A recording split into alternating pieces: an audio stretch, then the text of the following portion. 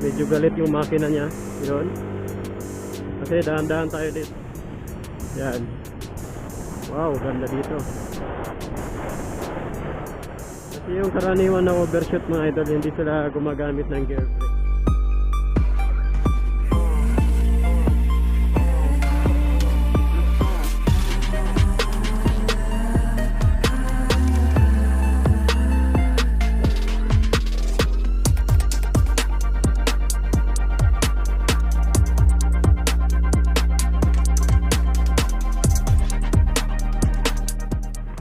So, kumusta po kayo dyan?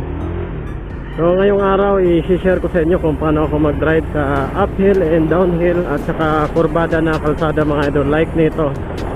Ito ating pupuntahan mga idol. Yun.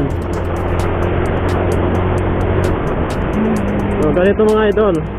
Ang gamit kong gear sa mga ganitong kalsada, second, third, and fourth lang.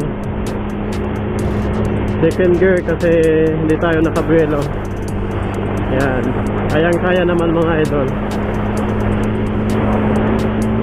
Wow, power ang motor ko. Third gear, and then kurbada na kalsada, banking tayo, banking.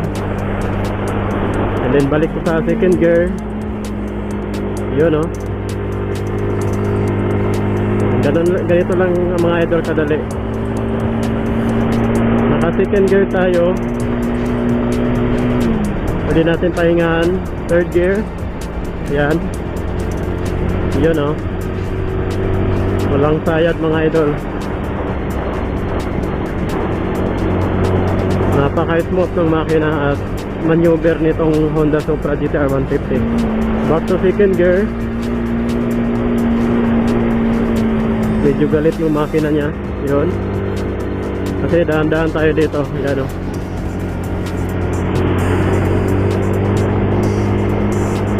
Yan mga idol, second gear.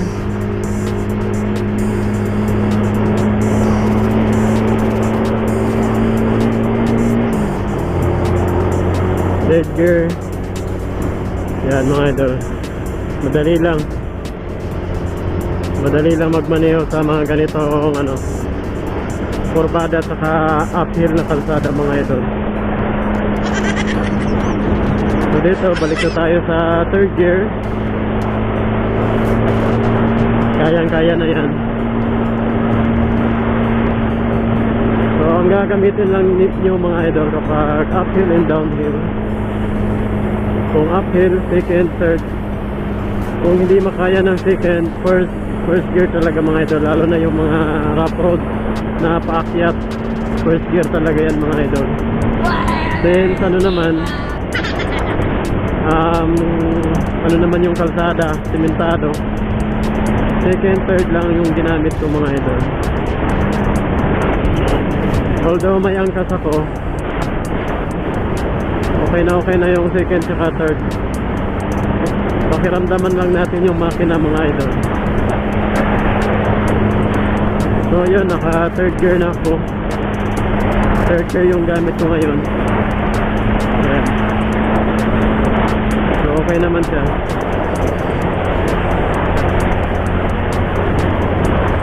Yun, power. Maganda kasi ang motor na ganito kasi mataas yung manabela. Kasi ano na tayo, pa downhill na tayo. Hindi ka masusubsub sa manabela kapag mataas yung manabela ng motor mo.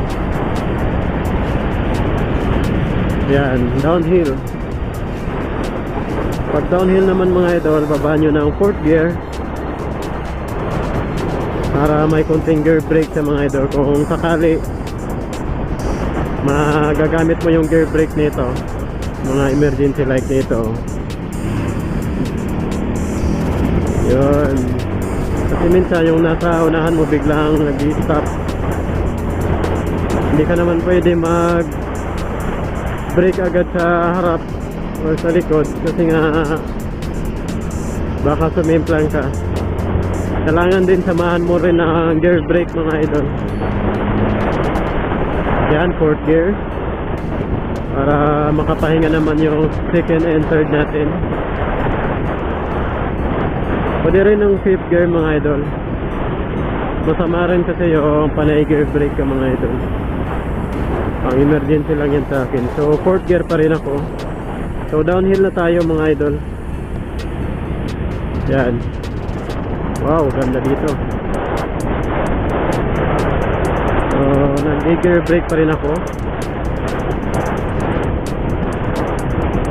Yan. Sa clutch naman mga idol, pwede ka mag half clutch. Tapos kung mag-gear brake ka, pwede mong bitawan yung clutch. 4th gear para malakas yung gear brake. And then alalay lang sa front brake saka rear brake. Yan o. Medyo pabugsok talaga tayo dito. Yan mga idol.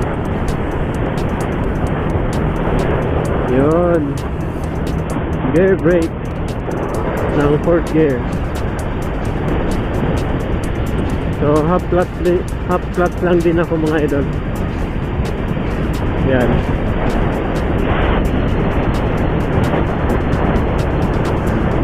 Konting brake sa likod. Konting gear brake. Yun, swabing mga idol.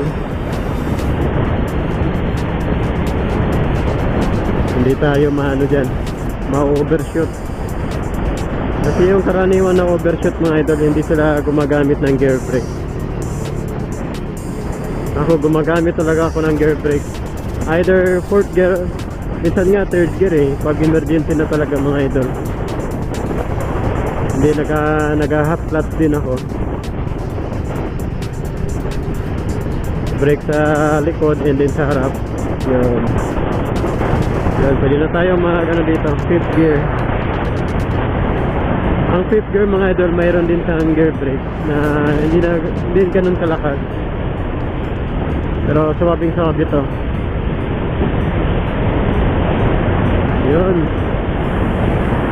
So, ganun lang kadali mga idol pag nag-drive ako sa uphill and downhill. So 9 years na ako nagmomotor. So far so good pa naman, hindi pa naman ako na slide or na overshoot ng sana all.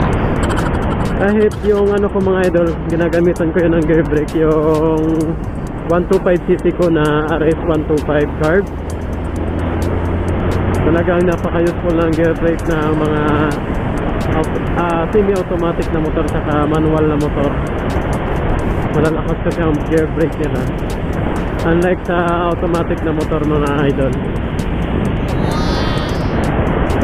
So yun, ganda ng panahon ngayon. So dito na nga kami sa Grand Sarangani province with my wife. Ayun, napaka smooth lang. Yan o. Pag bibanking kayo mga idol, samahan nyo rin ang gear brake mga idol. Kasi kung hindi kayo mag-gear brake, pwede kayong may slide kung aasa lang kayo sa brake ng brake ng front saka likod. Downshift saka gear brake. So yun lang mga idol yung may share ko sa inyo ngayong araw. So ride safe tayo palagi and God bless you all. Salamat.